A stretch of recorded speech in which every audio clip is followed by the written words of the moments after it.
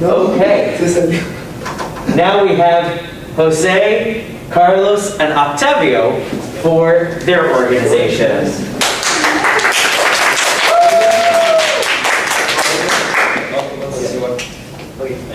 Hi everyone, I hope you are well. Today with my classmate Octavio and Jose Ignacio, we are going to present our organization that we decided to call Breadpoint.org. Well, the access to the food in Chile is a current problem that has increased in the recent years. This has happened mainly for two reasons. The first one is for the immigrant population that has arrived to the country. They have arrived and they have come to Chile in poor conditions and also looking for better opportunities. Mainly population that has arrived to Chile is from Haiti and Venezuela. The other cause is the negative impact that has had the sanitary situation for the COVID-19. So in this this has meant an increase in the unemployment and also an increase of the food price. Yeah, so considering these rising problems in 2020, we decided to found an organization that we call Breadpoint.org. Well, this organization tries to avoid the lack of food people, the lack of food that the people live in Chile. We can say this type of situation, mainly in the capital of Chile, that is Santiago. In the subway, there are a lot of immigrant people and homeless people that always they are asking for money, and also they sell random stuff to earn money to buy food. We call this organization in this way because the bread in Chile is a symbol of food. We usually say, please Lord, don't miss the daily bread. How we work? We are partners with two of the largest companies in the Chile, business company. One is Walmart and the other is Cencosud. And we also receive donation from the state, mainly from the Minister of Agriculture. And we also receive donation of anyone who wants to help our organization. Yeah, how does it work? We have a lot of kitchens across the country in different places. And the people can go there independent of their situation and eat for free. And what more? Yes. Yeah. And having said all this, and by way of summary, our purpose is help the people in their lack of food in Chile, trying to avoid the waste of the same. Our mission is provide food to anyone, independent his situation, independent if he is from other country or other religion or their socio-economic condition. And our vision is eradicate the lack of food in Chile and promote a society where the people help each other to cover the basic necessities like food. All right, so what is the organization of our company, of our foundation? Well, we have here Juan. He's a Chilean man. He's 35. He's the leader of the company. He's the leader of the foundation. He is compromised with the cause of the foundation. He's very kind. He is responsible of all of his tasks. And he's in charge of you, Jeff, Camila, and Thomas, and all the people that are in their respectable teams. So we have you. He's an Asian man. He's 28, and he's in charge of diversity. Why he's in charge of diversity? Because he's a person who speaks French, English really, and have a lot of relationships with many people around the world. So he's the best person to be in that charge. We have a shareholder that called Jeff. He's Chilean too. He's an environmental engineer, and his master is in marketing and purchasing. So he's a businessman. He's 35 too, and he have some particular thing about the immigration that we were talking about later. Camila is a social worker. She's feminist. She's 28, and she's part of the finance and human resource in our company. And the last one of our team is Thomas. He's in our operation, and he's in charge of the kitchen, of the organization of their centers. And we were going to talk about our first case that involves Jeff. We're going to talk about Jeff because he's an environmental engineer. He's in charge of making connections with other foundations, with the sponsors. So he's a businessman. He tried to make connections, and he's from a particular political party. He's on the right, that it's similar to the Republican Party in the United States. So he is more conservative. He is more, your thinking is more focused on the benefits of the social and economics. So he was involved in a case in which he was talking with Camila about some things about the immigration process and the main people who the foundation had to help. He thinks that the people that are immigrant has not to be has not have the same access to the food, because he thinks that Chilean people has to be first. So what is the problem? He talked this with Camila, and Camila was not agree with him. So he talked with Jude, or diversity person.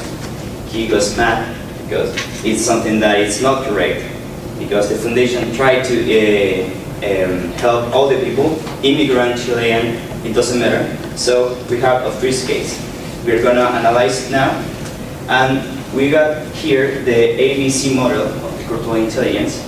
And first we have acquire. Jeff needs to acquire cultural knowledge. Why? Because he's only taking the vision of benefits, profits, and all the economic that is not well when we are talking about immigration.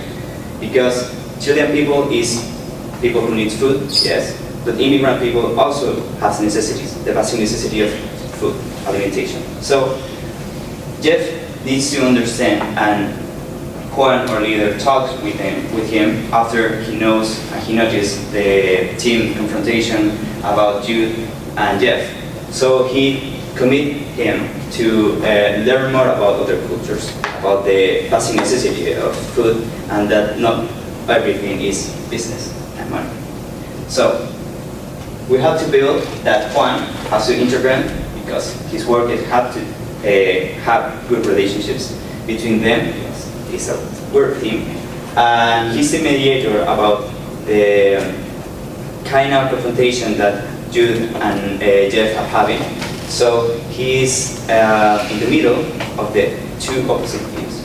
So one has to contemplate to be the mediator. He has to be calm, he has to be flexible, but also he has to let Jude and Jeff know that the opposite point of view are chaos, because they are from different contexts, cultural contexts. Jude is an immigrant, he's from Haiti, and Jeff is Chilean, he's a businessman, he has a good life, a good lifestyle, and he is a business. So both of them have different point of view, and they have to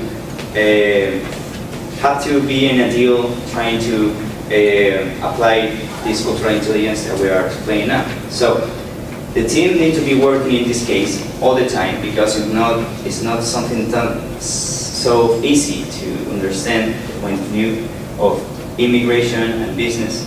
So Juan, that is the leader, has to be responsibility of the work that they are done, that they are doing well.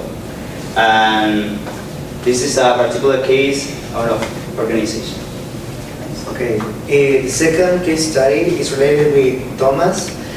Thomas, as Octavio said before, is a kitchen worker in our company. He usually cooks and prepares the meals, but sometimes he goes out and serves as a waiter in our organization. And he does that because he wants to see if people likes the food that he prepared. So once when he was out and serving, he heard something that he didn't understand. he heard something that was in a different tone of voice, with a different prosody, something that expression that he didn't understand because he didn't know about that expression or that way to express oneself. So this fact made Thomas thought that they were being ungrateful with what the organization was giving to them. So this made Thomas generalize and think that all immigrants are ungrateful. So this made him change his behavior with them. But the problem is that Thomas is an introvert person, so he didn't talk with his coworkers, with his leader, and he just changed, and no one knows why. No one knew why. Wait, sorry.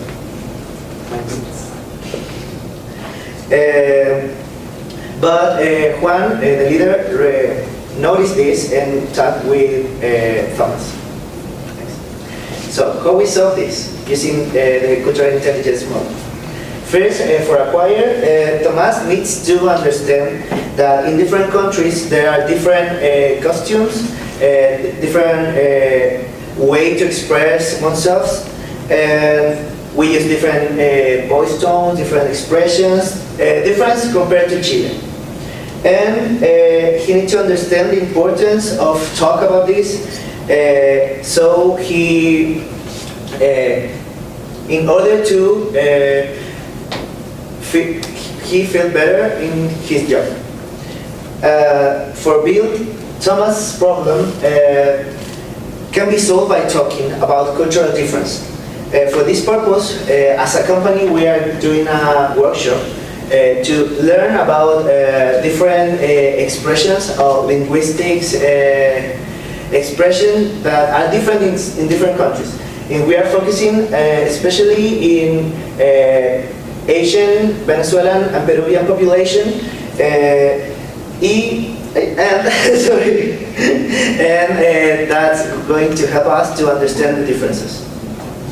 For contemplate, Thomas needs to observe the behavior of the people that we are helping, and he needs to understand that that is not something personal about against him, but that they have different ways to treat or expressing themselves.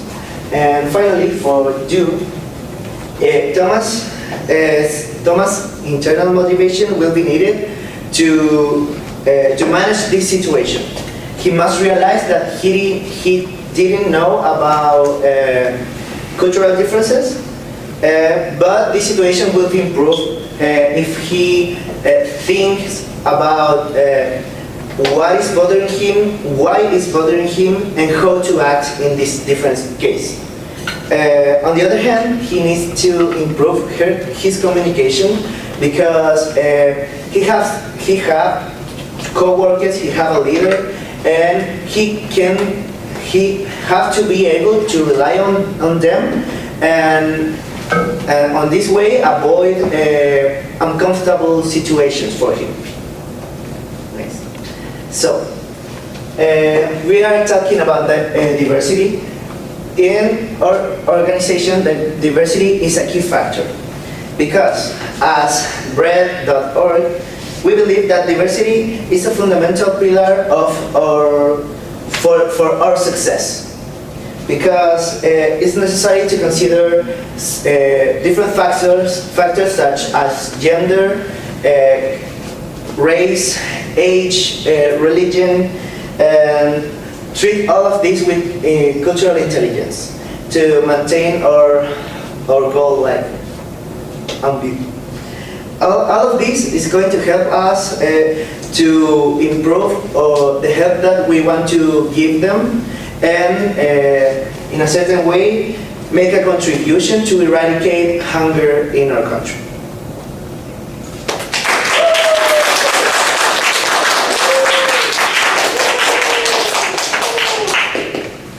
Thank